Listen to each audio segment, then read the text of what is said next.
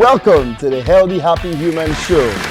This is one of a kind. Hello everyone, welcome to a very exciting episode of the Healthy Happy Human Show. The Healthy Happy Human Show is here to help you attain physical, emotional, and mental well-being.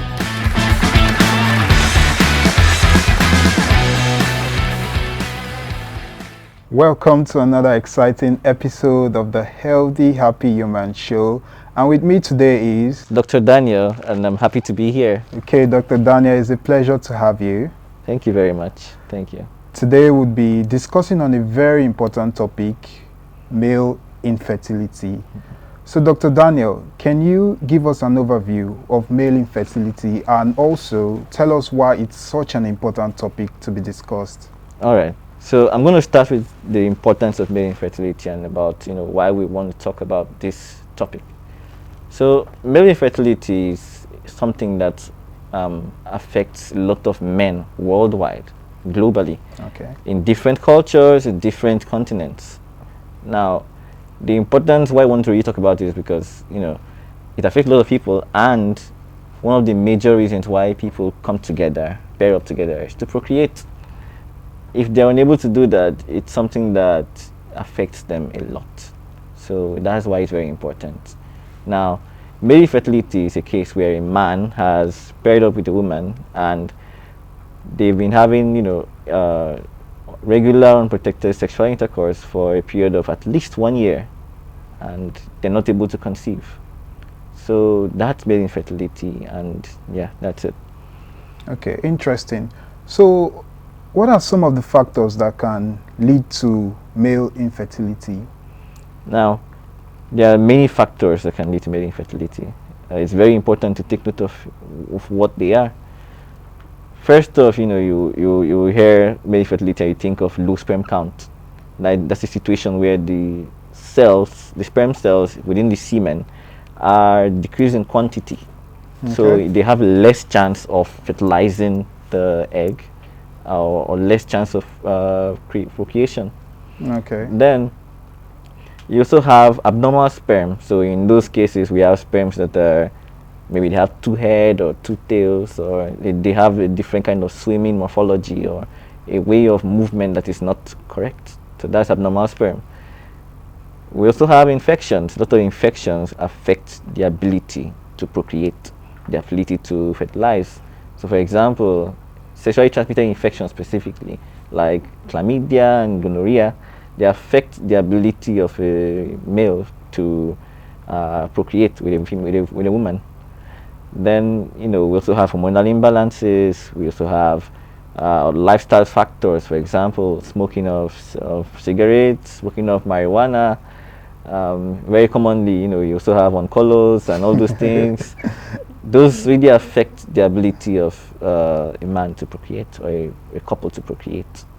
Okay. Can male infertility be inherited? Do you think it can be passed down from a parent to a child? Nah, about being inherited, there are actually genetic factors that come into play when it comes to male infertility. So, for example, we have something called cystic fibrosis. It's one of the problems whereby we'll have a male having difficulty or inability to procreate. That's the genetic factor. There are also chromosomal abnormalities, such as other syndromes, like Klinefelter syndrome is one of them. It's one of the problems. Okay. So as a medical practitioner, how often do you come in contact with cases of hereditary with respect to male infertility? Like, can you give us a percentage? A percentage, is very low. I'm not sure I can give you an exact percentage right now. Okay. But it's very low. Mostly, you will see more of low sperm count as a problem that can arise. Okay. So, how does male infertility affect a couple's ability to conceive, and also what are the emotional impacts of male infertility on a couple? Okay. So, if a male is infertile with a female, they will be unable to give birth to a child. They'll be able to conceive of a child, and that will affect them emotionally, of course. Very, very importantly, the emotional aspect is very important for the couple. It can lead to separation, marital issues. It can lead to pressures from the in-laws. Within our African culture, it is a very big thing to not have a child after a certain period of being together as a couple. As a couple, especially you're married. Wahala. Okay, interesting. Can you tell us some of the risk factors with respect to male infertility?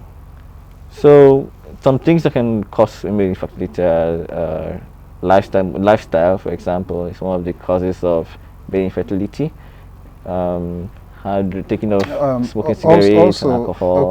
Okay. You've been over that. So can you elaborate on some of the management techniques and how to deal with male infertility? All right. So as with many other medical conditions, the number one principle that we have in medicine is this: we want to treat what the cause is. You treat the cause and you're able to cut off the plant from its root. Now, if a man is drinking a lot of alcohol, marijuana, depending on drugs, the advice will be that he should stop. Okay. That's number one. If a man is having hormonal imbalance, then we'll have hormonal therapy. In some cases, they're having infections, we treat the infection, and hopefully the fertility will come back to normal. It's also possible that we'll also have artificial methods of reproduction. So we call it artificial reproductive technology. Okay. And the most common of that is the in vitro fertilization. And that's very known. We can use that also.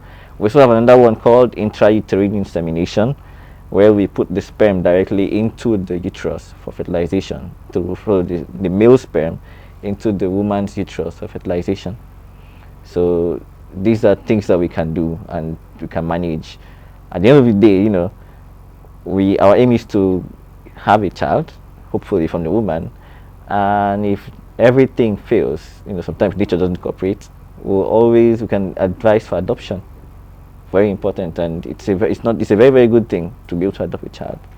Okay, interesting. Thank you so much. Thank you. As a medical doctor, would you recommend using one of those artificial technologies to aid reproduction or to help manage male infertility? That's an interesting question. Actually, I'll say the artificial methods are to be used only for people who are unable to. So it's not just anybody who wants to just procreate. They'll just go to a lab and go and use artificial method for insemination, for example, or in vitro fertilization. Okay, so I'm referring to people who are unable to, because some people are skeptical about making use of these artificial methods of reproduction.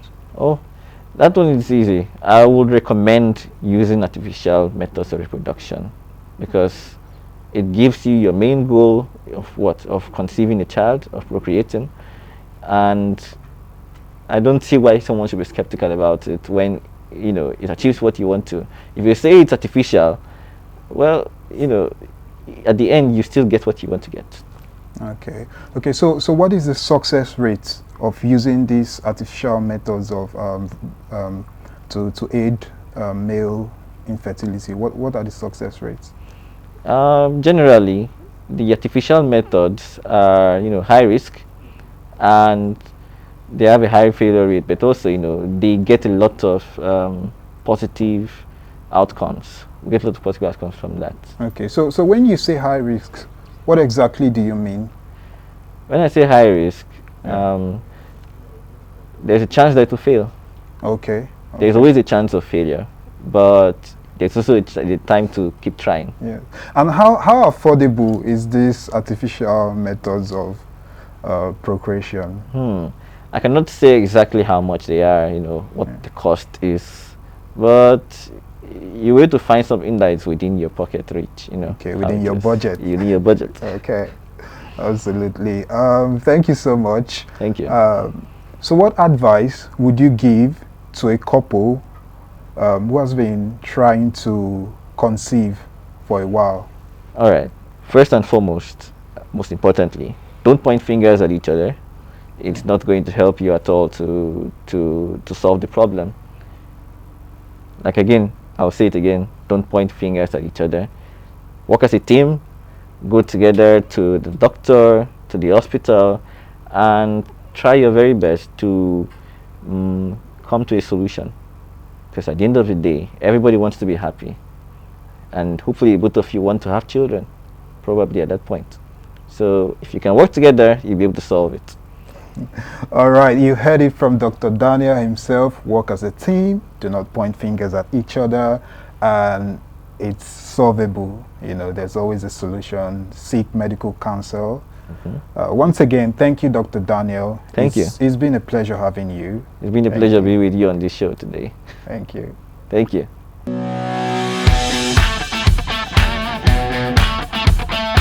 Welcome to the Healthy Happy Human Show. This is one of a kind. Hello everyone, welcome to a very exciting episode of the Healthy Happy Human Show. The Healthy Happy Human Show is here to help you attain physical, emotional, and mental well-being.